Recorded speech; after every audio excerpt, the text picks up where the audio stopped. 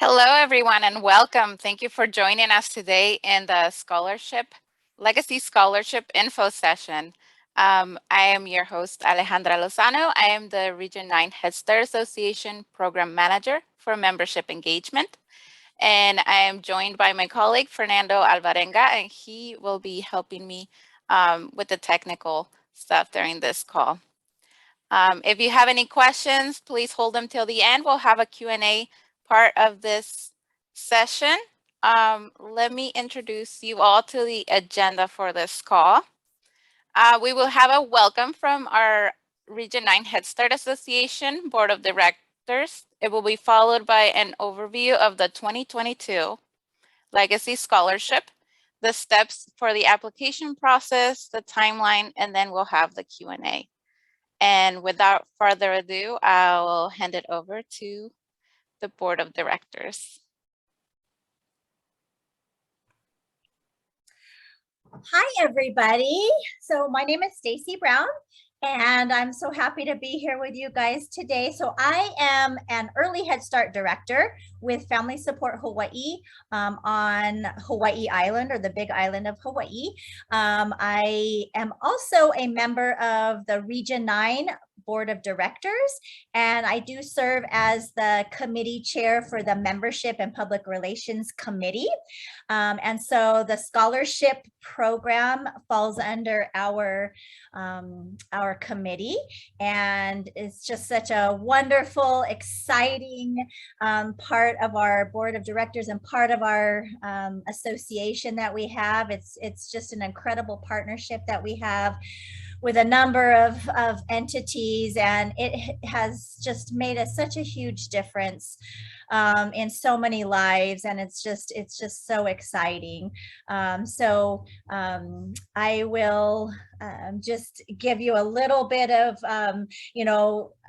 give a little bit of my input and my experience with the scholarship program and how it has benefited staff, my staff, and how it benefits our Head Start and Early Head Start programs. So Alejandra, is this a good time for me to give a little plug and why it's important?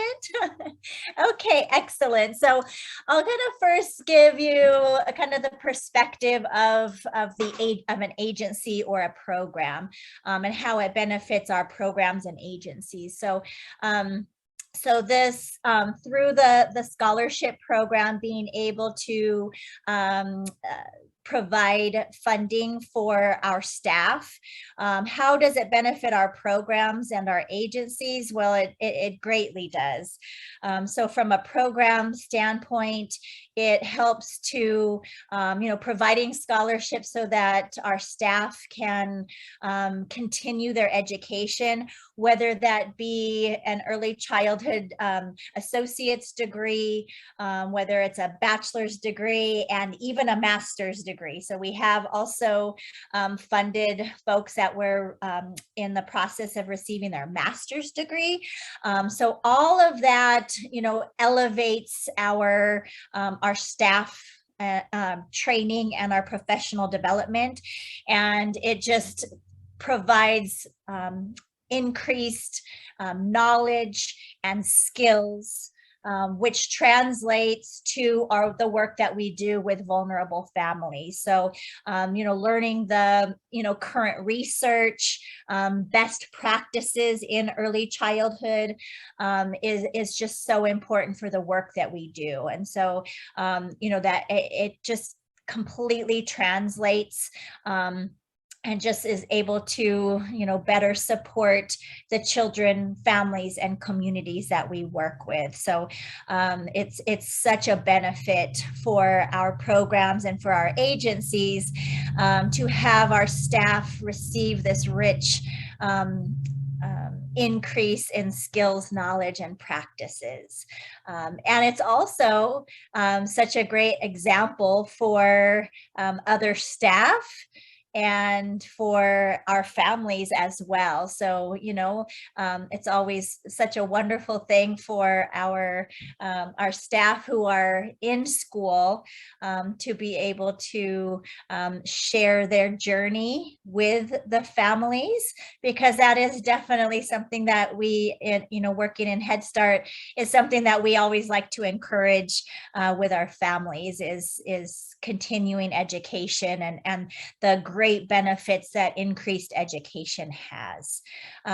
From a staffing, from a staff perspective, so as an early Head Start director, I have had a staff member receive the scholarship, and it was just such a wonderful thing for him to be able to offset his tuition costs for schooling.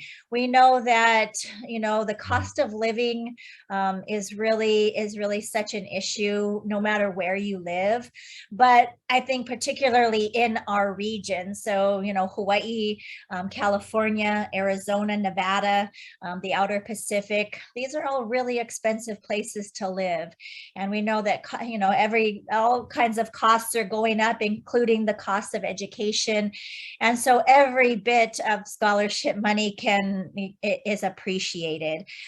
We have the Region 9 Association has put together a brochure with some information and some success stories from some of the scholarship recipients, and it's just absolutely touching to see how the scholarships have impacted staff across our region. So just reading their stories and how the scholarship money just helped so immensely, helped folks stay in school, finish their educations. We have so many recipients that are first generation college students, first generation receiving their degrees, and lifelong goals of being teachers, managers, administrative staff, and just being able to support them in their journey so that they can continue their education is just so meaningful,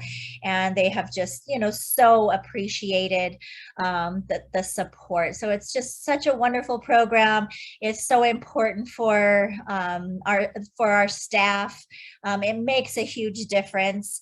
For one, I don't receive a scholarship from Head Start, but I know the benefits of employee, receiving scholarship for tuition support. I work a couple nights a week at Target, and they've recently started a wonderful education benefit. So I'm participating in Target's scholarship program, and I'm receiving my MBA from the University of Massachusetts. So, and it just is making a big difference in my life. So even though it's a different entity, I know how it feels to be rewarded in that way, and how it benefits my family and my career. So I hope that inspires you to join us on this journey and get everything together so that you are able to apply for it, or share the information if you are a director or administrator,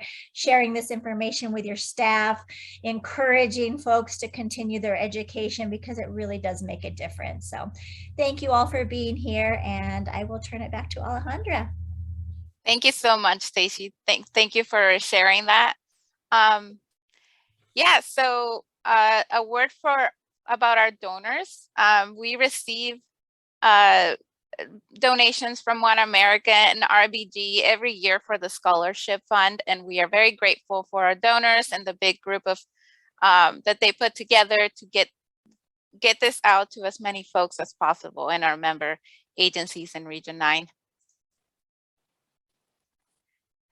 And now moving to our goal for the scholarship this year, for the 2022 scholarship. Our goal is to give out the scholarship to as many recipients as possible.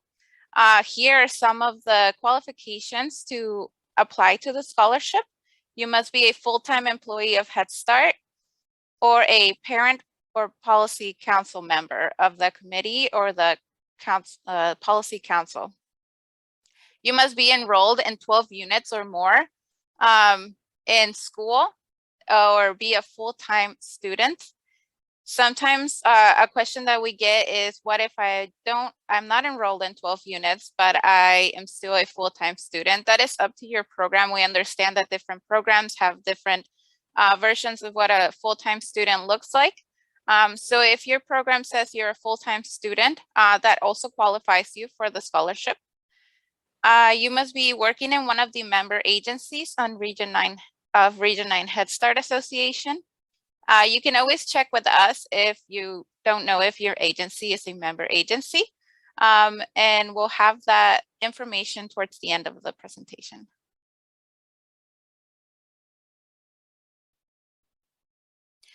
There is 3 steps to applying to the scholarship.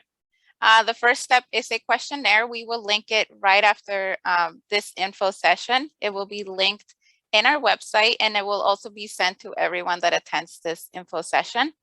The questionnaire is just a few questions to qualify you as for the application.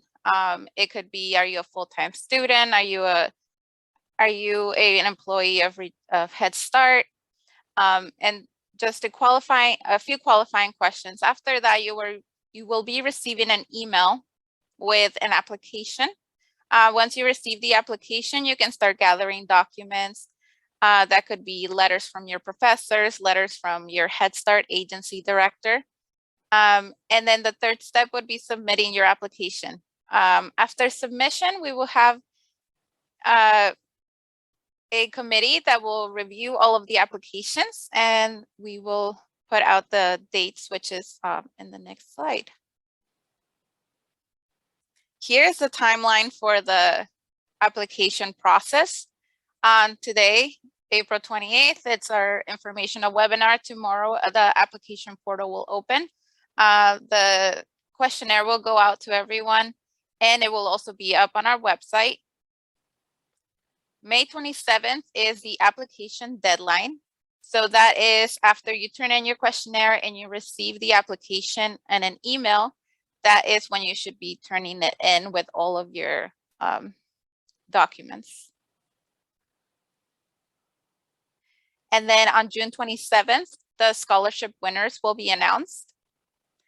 And August 2nd, during our first 1000 Days conference, we will have a small reception in Las Vegas, Nevada, for the scholarship awards.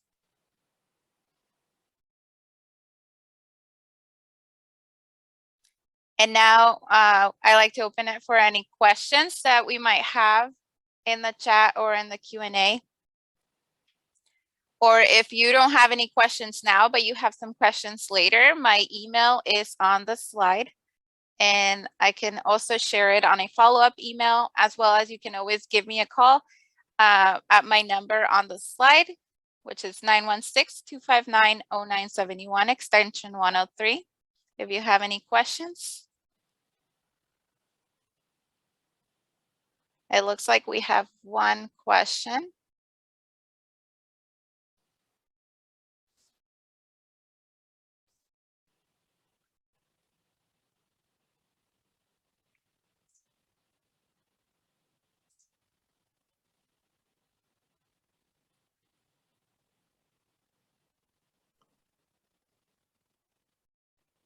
Go ahead, Abraham. Oh, hi. Can you hear me? Yes. Oh, hi. How many awards will be granted in California, if you know? We don't know how many per state, but last year we were able to grant 27 awards. That's combined all of this 4 states. And this year we're hoping to give out more awards than last year. If hopefully by getting more donations, we can give out more scholarships. Okay. And also my other question is, what is the, if you know, what is the criteria or when they determine the winners? How is that determined?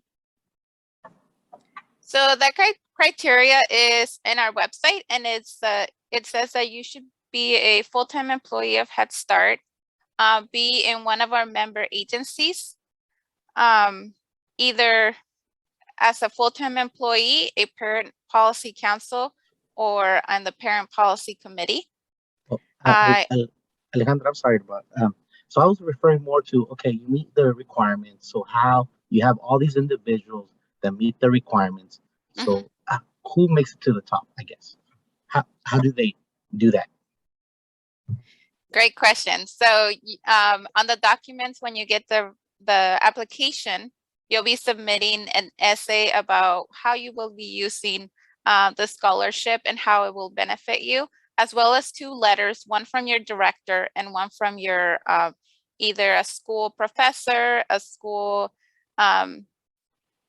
someone that works at your school that knows you well, and they would write a letter to recommend you to the scholarship. Does that answer your question? Yeah. Okay, Thank you. great.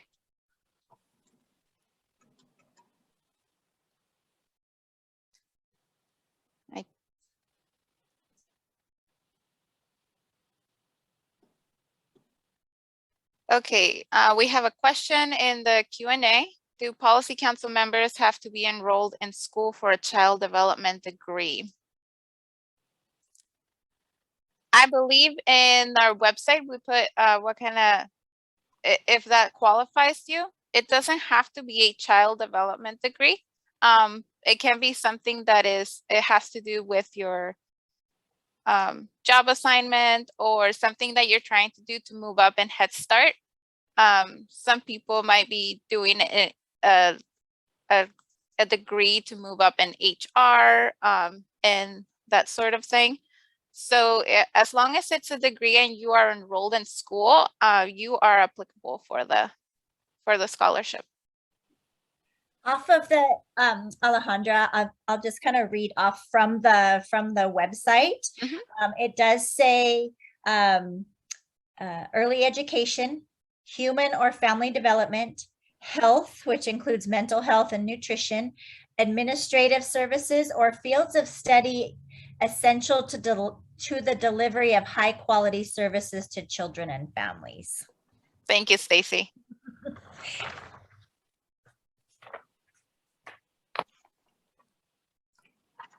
And I see a question from Elizabeth. Yes, you will be receiving an email. If you can put your email in the chat or send a message to Fernando, and we'll add your email to the list to receive to receive it. And you can always contact me if you haven't received any of the information that we talked about today. And my email is on the chat. Thank you, Fernando, for putting that out.